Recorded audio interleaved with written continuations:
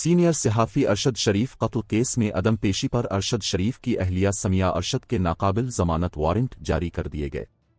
मरहूम अरशद शरीफ के केस में जुडिशल मजिस्ट्रेट अब्बास शाह ने अदम पेशी पर अरशद शरीफ की अहलिया समिया अरशद के नाकाबिल जमानत वारंट जारी किए। जुडिशल मजिस्ट्रेट अब्बास शाह ने अरशद शरीफ कत्ल केस की समाअत की। अदालत ने अरशद शरीफ की अहलिया और प्रोग्राम प्रोड्यूसर अली उस्मान की अदम पेशी पर नाकाबिल जमानत वारंट जारी किए। ख्याल रहे कि अरशद शरीफ की अहलिया, बेटा और प्रोड्यूसर अली उस्मान समेत 19 अफराद गवाहान में शामिल हैं।